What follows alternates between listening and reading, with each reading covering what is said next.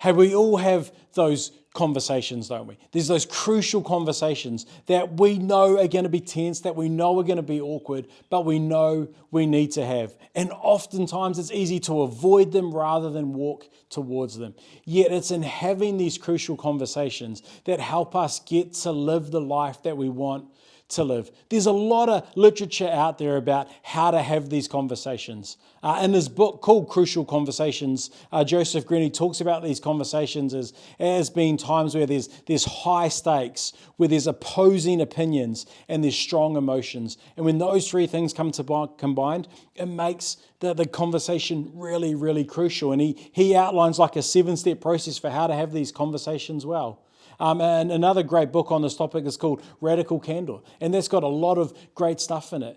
But when it comes to having crucial conversations well, I actually think we get an absolute masterclass on how to have a crucial conversation from a man called Nathan, and his account is found in the Old Testament in 2 Samuel. Nathan's in this crazy predicament where he's got to go and tell the king, who was a man named David, who had all the power, who had all the might, who if people got on his wrong side, man, they really got on his wrong side. In fact, the reason Nathan has to go and speak to David is because David had actually had an affair with another man's wife.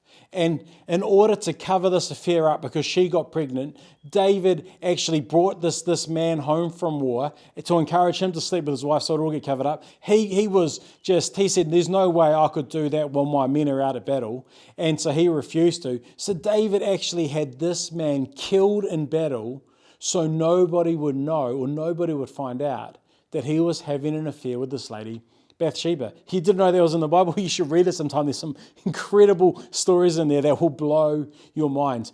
But this man, Nathan, had to go and confront David about what he'd done.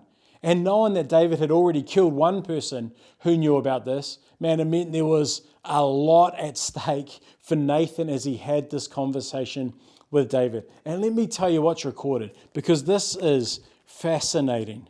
Nathan comes to David, and this is how he has the conversation.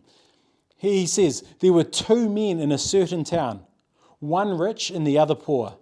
The rich man had a very large number of sheep and cattle, but the poor man had nothing except one little female lamb that he had brought. He had raised it. He grew up. The lamb had grown up with him and with his children. It shared his food, drank from his cup. He even slept in his arms from time to time. It was like a daughter to him.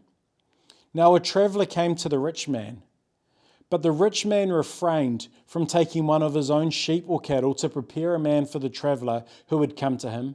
Instead, he took the female lamb that belonged to the poor man and prepared it as a meal for the one who had come to him. David burned with anger against this man, and he said to Nathan, as surely as the Lord lives, the man who did this must die. He must pay for that lamb 4 times over, because he did such a thing and he had no pity. See, Nathan told this incredible story that got to David, and David felt the frustration that this poor farmer had experienced, and he was outraged about it. And he let Nathan know, and then Nathan looks at David and he says this, he says, you are that man. And he helps David see the sin that he'd done. He'd helped him see how broken he was and how bad he'd treated Bathsheba and Uriah and everyone else that was involved in this situation. See, Nathan gives us here a masterclass on how to have a crucial conversation. Just a couple of quick things that will really help. Firstly, Nathan was willing to have the conversation. He was willing. He walked towards it. He had the conversation. When it comes to crucial conversations, a lot of us, we turn our back and we walk away. But Nathan was willing to walk in and have the conversation. Nathan was purposeful. He didn't just go and say, hey, David, can I tell you something?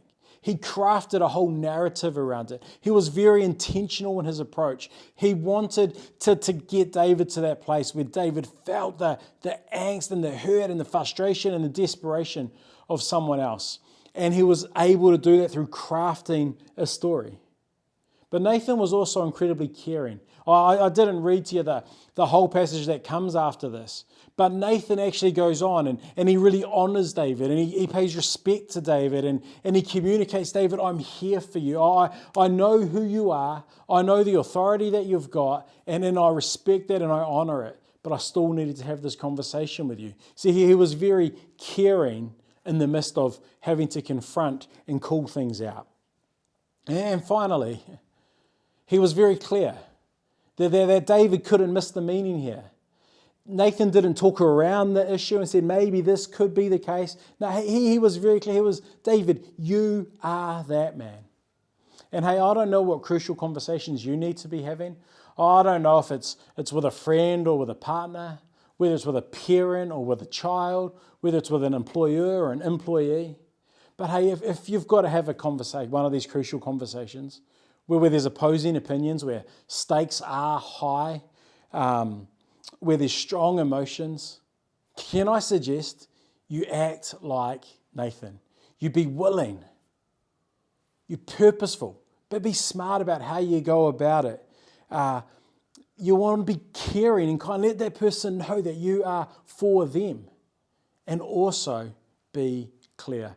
And I think if you and if I have these conversations as we need to have them, man, life is going to be better, and we'll find ourselves doing better at life.